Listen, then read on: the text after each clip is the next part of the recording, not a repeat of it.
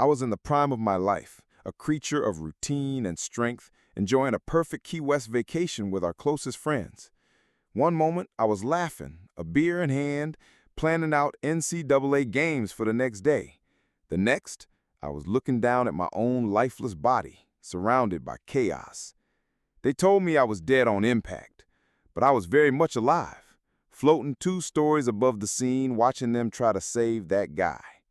What happened in those moments between life and death changed everything I ever thought I knew about existence. I was just a big slab of humanity, relentlessly pushing my body to its limits, oblivious to the profound journey awaiting me beyond the veil of what I considered real life. Before March 13th, 2008, my world revolved around a very tangible, very physical existence. My name is Steve, and for most of my adult life, I was defined by strength and discipline. At 6'2" and around 265 pounds, I was a dedicated weightlifter and an avid exerciser, often hitting the gym twice a day. This wasn't just about looking good, it was about the routine, the challenge, the feeling of absolute control over my body.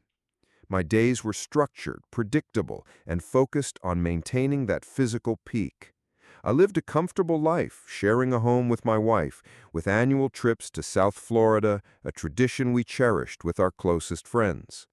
Life was good, straightforward, and filled with the simple pleasures of camaraderie, good food, and the thrill of a college basketball tournament. Looking back, my childhood was a mosaic of moments that shaped this relentless drive. I remember the quiet determination I felt as a kid, always pushing myself, whether it was on the sports field or in school.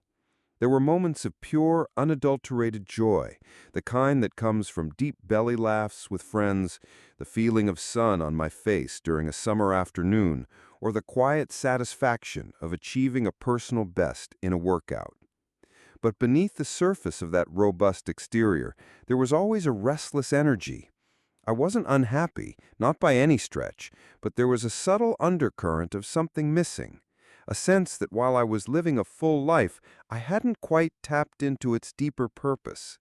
It was a comfortable happiness, but perhaps not a profound one. My emotional state back then was pretty stable, outwardly at least. I was generally jovial, easygoing, and loyal to my friends and family. There were the usual frustrations of daily life, certainly, but nothing that truly rocked my core. I found contentment in routine, in the familiar, and in the tangible achievements of my physical pursuits. There wasn't any deep-seated sorrow or pervasive anxiety, but also not an overwhelming sense of wonder or spiritual fulfillment. I was just Steve, a man living his life, doing what he thought he was supposed to do. When it came to life and death, my beliefs were pretty conventional for someone with a Christian background. I believed in God, in Jesus, and in an afterlife, a vaguely defined heaven. But it was a belief system that existed somewhat on the periphery of my daily life, a comfortable framework rather than a burning conviction. Death was something distant, abstract, something that happened to other people much later. I was a skeptic of anything too out there, preferring logic and what I could physically observe. The idea of anything beyond the known, anything truly mystical or unearthly, was met with a polite but firm dismissal. I had no concept of a soul's journey or the intricate tapestry of existence. Life was this physical realm, and when it ended, that was it, or so I thought. This ingrained skepticism, this firm footing in the material world, would soon be shattered in a way I could never have imagined. One moment I was toasting to a perfect Key West getaway. The next I felt a strange, inexplicable weakness, a fleeting sense of falling that would plunge me into an abyss I never knew existed. It was a Wednesday, March 13th, 2008. A day that began like countless others, yet would end unlike any other. We had just arrived in Key West, the sun warm on our faces, the air thick with the scent of salt and tropical flowers.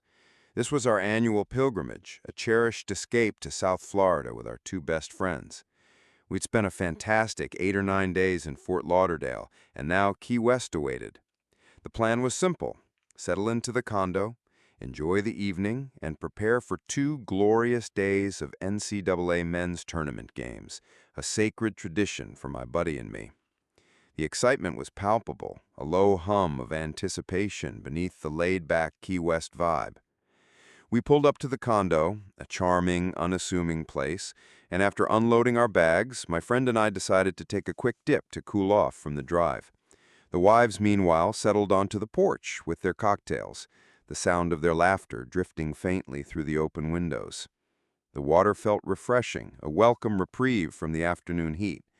It was just a casual dip, nothing extraordinary, just a simple moment of relaxation before the evening's festivities began. We rinsed off, got dressed, and headed back into the condo. I grabbed a beer, my friend a cocktail, and we joined our wives who were just coming in from the porch, their faces alight with the simple joy of vacation. Everything felt utterly normal. The conversation was light, the atmosphere jovial. I remember standing there, beer in hand, perhaps mid-sentence, when it happened. There was no dramatic pain, no sudden collapse, no premonition. Just a very subtle, almost imperceptible shift, a faint sense of falling, a strange, dizzying sensation of pitching face first towards the floor. It was so faint, so quick, that it barely registered as an alarm bell. One moment I was fully present, fully in my body, fully engaged in the mundane details of a vacation evening. The next, the ground rushed up, and everything went dark. There was no warning, no internal voice whispering, "Something's wrong." No strange coincidences or eerie feelings throughout the day. It was just a regular Wednesday, a perfectly ordinary start to a vacation that was anything but. The abruptness of it was perhaps the most shocking part. The way life, in its vibrant normalcy, could be so instantly and irrevocably severed. Looking back, there was no buildup of tension or dramatic foreshadowing. It was a clear, sunny afternoon, filled with laughter and anticipation, which made the sudden, violent plunge into unconsciousness even more jarring.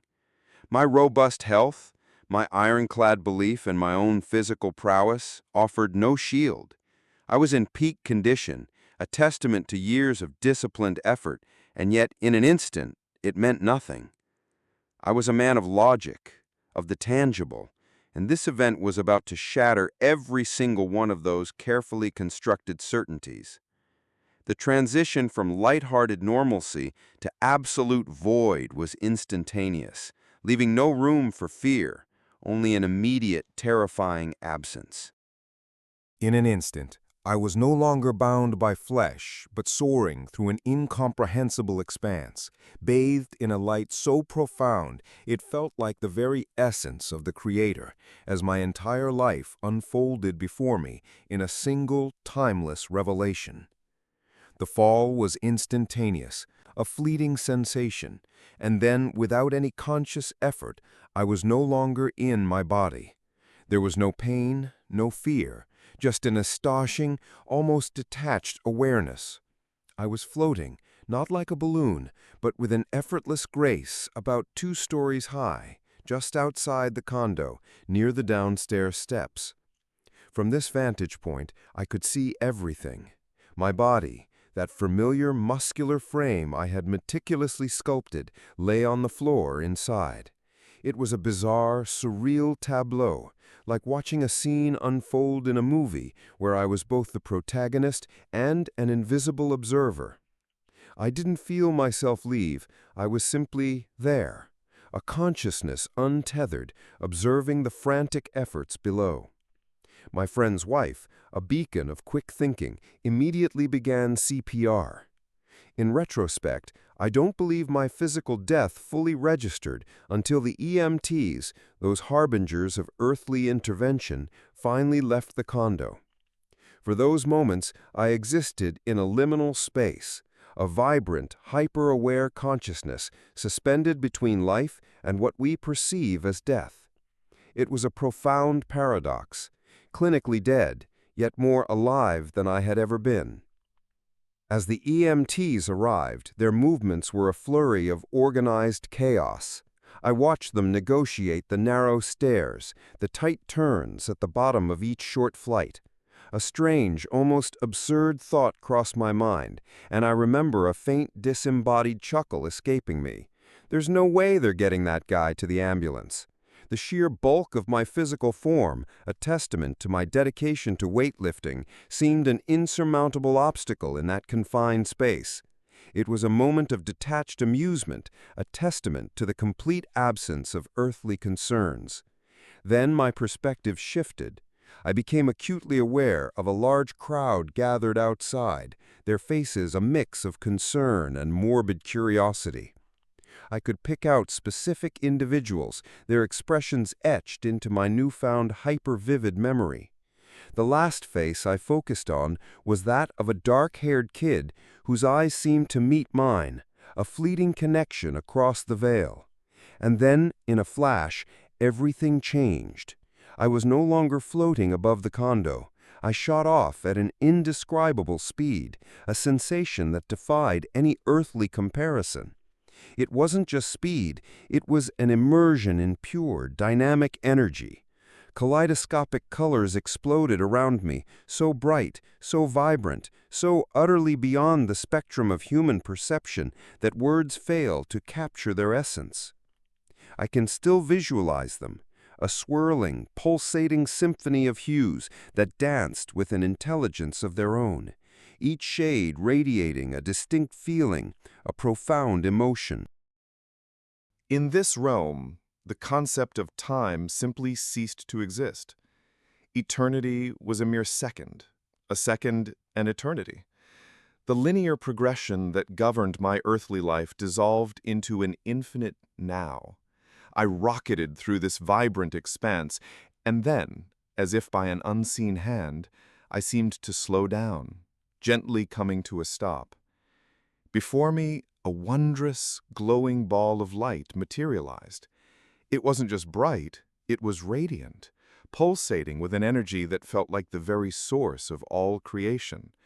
My vocabulary is utterly inadequate to describe its brilliance, its warmth, its profound presence. I instinctively knew, with a certainty that transcended logic, that this was the radiant glory of the Creator, Almighty God. At this very moment, I felt the unmistakable presence of someone else behind me. I didn't see a form, but their presence was palpable, a comforting, all-encompassing energy. And then, a communication, not in words, but in a direct telepathic knowing. Everything was cool. And indeed, everything was cool. I was completely at ease, bathed in an inconceivable peace and joy. My consciousness expanded beyond anything I had ever known. I was aware of everything, sight, sound, smell, every emotion, front, back, above, below. I could even perceive the breath of the people watching back on Earth. It was an awareness so profound, so all-encompassing, that it was truly jaw-dropping, brilliant, goosebump-inducing. I understood with an undeniable clarity that there were more than 3 dimensions, and I was experiencing some of that expanded reality. Then, in a way that defied linear progression, my entire life flashed before me. It wasn't a series of disjointed snippets, but rather my whole existence, all at once, a simultaneous tapestry of every memory, every action, every thought. Some moments brought up wave of euphoria and laughter, while others evoked a profound sadness. Yet it all happened concurrently, a complete and instantaneous review. I re-experienced my triumphs and my failures, my kindnesses and my shortcomings. I saw the ripple effect of my actions, both positive and negative, on others. It was a humbling, yet incredibly insightful experience, allowing me to understand the true impact of my choices. During this panoramic review, a central message resonated deeply within my being, communicated with an absolute clarity that bypassed words. Love is all that matters. This wasn't just a sentimental notion, it was the fundamental truth of existence. It encompassed love for all fellow humans, a boundless compassion that extended beyond personal connections. It meant love and profound respect for the earth, for the birds, the animals, even the smallest insects. Everything, I understood, emanated from our Creator, and we are all, every single thing, connected at every conceivable level, down to the atomic structure. This revelation of universal connection, of oneness, was overwhelming in its beauty and simplicity. I was gifted with an astonishing amount of information, knowledge that continues to stun me to this day.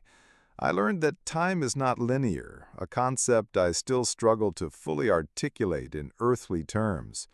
All time is now, then, next, or whatever. It's all present, coexisting. This understanding shattered my ingrained perception of a past, present, and future. I also gained profound insights into the nature of reality, the purpose of life, and our eternal existence. I understood that we live thousands of lives for a multitude of reasons, a concept that was truly wild and expanded my understanding of the soul's journey. I learned that challenges, pain, and hardships are not punishments, but necessary components of existence, essential for growth and understanding. I became aware of definite beings, though I didn't see them visually. I physically sensed their presence and heard their words telepathically. There was a profound awareness of Jesus, among others, communicated on an astonishingly deep level. These were not just figures from religious texts. They were real, profound presences, sharing special knowledge. There was a melodic quality to the communication, a sound beyond anything I could describe, yet it was clear and resonant. My hearing, in that state, was beyond comprehension, and remarkably, even upon my return, I found my earthly hearing had improved significantly. The light, the presence, the all-encompassing love, the profound knowledge, it was an unearthly realm, dark yet filled with brilliant light. A place of love, melodic harmony, and overwhelming brilliance. It was a state of total, inconceivable love and peace, a joy that transcended anything I had ever felt. I felt united, one with the world, with the universe, with everything. It was a state of pure being, free from the limitations of the physical body and the constraints of earthly understanding. My earthly beliefs, particularly those concerning Islam, were challenged and expanded, even though I had zero prior knowledge of them.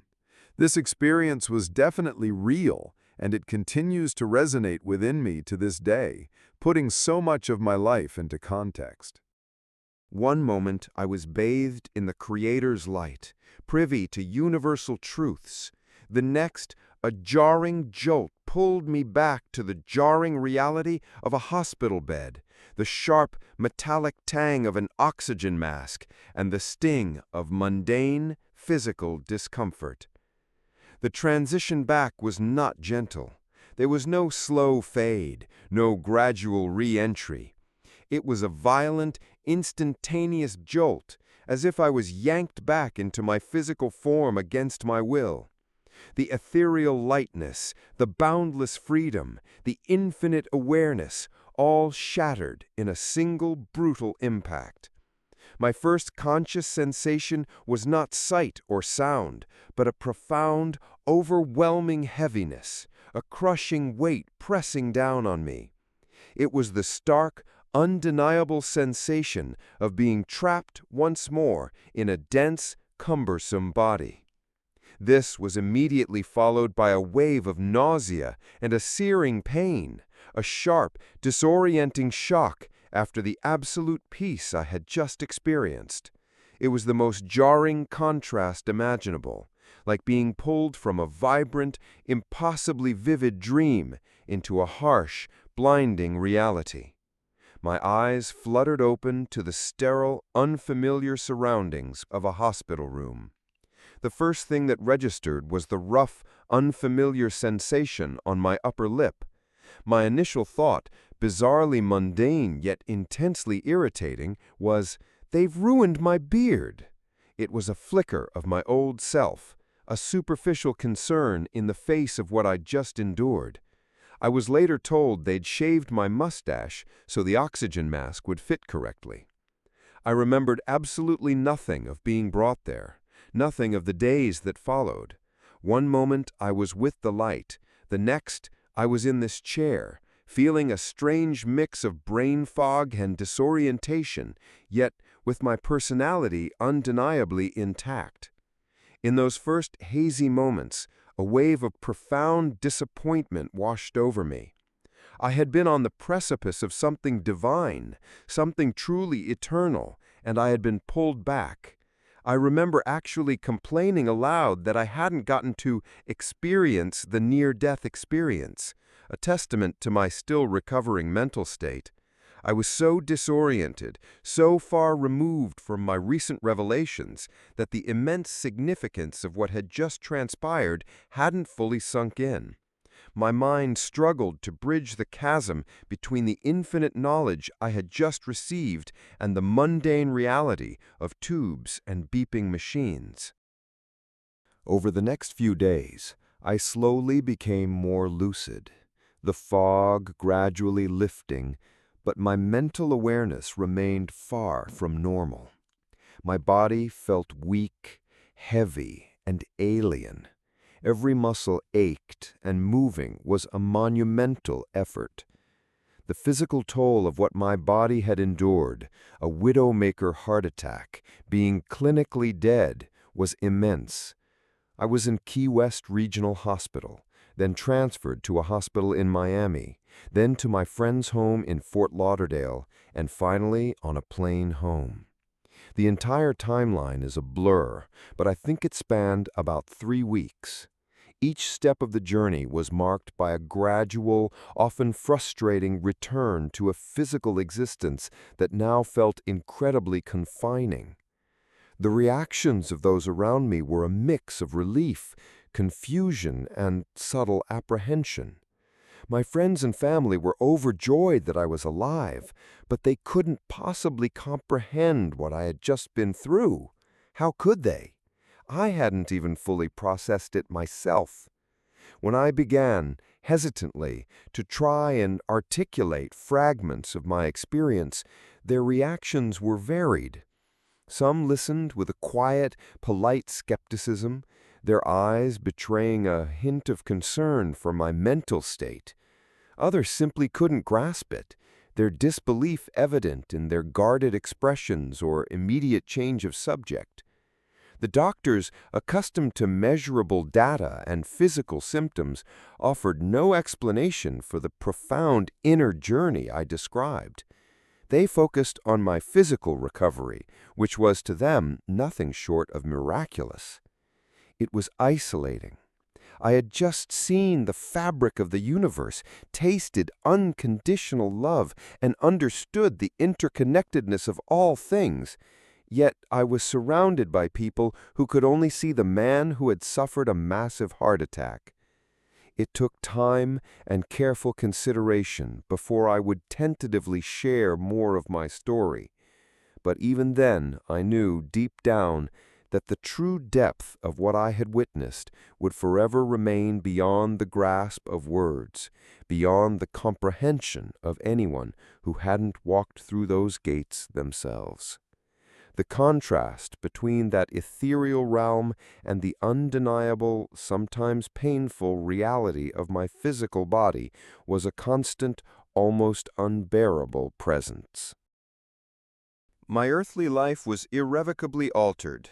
The superficialities that once consumed me evaporated, replaced by a profound understanding that love, connection, and the eternal journey of the soul are the only truths that truly matter.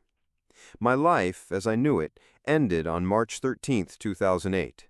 The man who collapsed in Key West was replaced by someone fundamentally, irrevocably changed. Before, my priorities were tangible: physical strength, routine, the simple comforts of a well-ordered life. Now, those things feel almost trivial. The constant need to push my body, to achieve specific fitness goals has faded.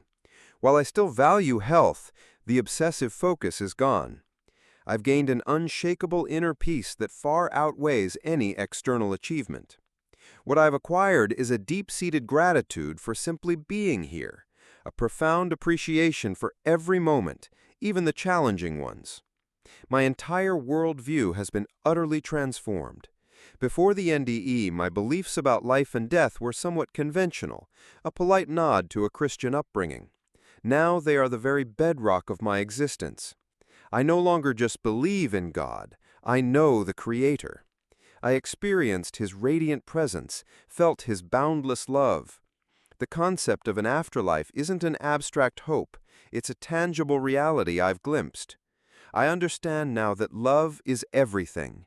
It's the universal language, the fundamental force that binds all things. This isn't just romantic love, but a profound, unconditional love for all fellow humans, for every living creature, for the earth itself. Everything, I learned, is interconnected at an atomic level, a vast, intricate web woven by the Creator. My skepticism regarding the spiritual, the mystical, has completely dissolved, replaced by a knowing that transcends logic. I have embraced the idea of non-linear time and the journey of thousands of lives, concepts that once would have seemed utterly fantastical. My spiritual beliefs have deepened immensely, and I now hold a much broader, more understanding view of different spiritual paths. I truly believe the Creator cares not how we acknowledge Him, but simply that we do. This experience didn't just change my philosophy, it gave me a new mission. While I haven't embarked on a new profession solely dedicated to NDEs, my life is now imbued with a purpose far beyond personal gain. I feel an overwhelming sense of compassion and love for humanity. Every interaction, every relationship is now infused with a deeper understanding of our shared journey and inherent connection. My relationships with my loved ones have become profoundly deeper and more loving. There's a patience, an empathy, and a willingness to truly see others that wasn't as present before. I find myself more inclined to listen, to offer support, to simply be present. I also have this uncanny ability to predict things, a subtle psychic gift that wasn't there before, a strange byproduct of expanding my consciousness. Integrating this cosmic revelation into ordinary life has not been without its challenges. The contrast between the infinite, loving realm I visited and the often mundane, sometimes harsh realities of earthly existence can be jarring. I suffer from PTSD from the event itself, and the vividness of my dreams, often pulling me back into the intensity of the experience, can be troubling. It's a constant dance between remembering the profound peace and navigating the anxieties of the physical world. It's difficult to articulate such an experience to others who haven't had it, leading to moments of isolation or misunderstanding. Sometimes, the sheer weight of the knowledge I received can feel overwhelming, almost freaky, as I grapple with truths that simply don't fit into conventional understanding. Yet, despite these difficulties, what I learned, what I know now, is priceless. My deepest desire during the NDE was to cross over, to stay in that realm of pure love and light. I was not allowed. I had to come back. And as much as I adore and am grateful for this life, there's a part of me that truly wanted to stay. But the lessons, the profound understanding that love is everything, that we are all connected, that life's challenges are necessary for growth, these are the gifts I carry. My journey through death and back taught me that life is infinitely more vast and meaningful than we often perceive. It stripped away fear and replaced it with a profound sense of purpose. If there's one message I can leave you with, it's this: embrace love in every form. Love yourself, love your neighbor, love the earth, love all creatures great and small. because in the grand, intricate tapestry of existence, it is truly all that matters. The Creator doesn't care how you acknowledge Him, just that you do and that you live from a place of love and respect for everything. May you find your own path to peace and understanding.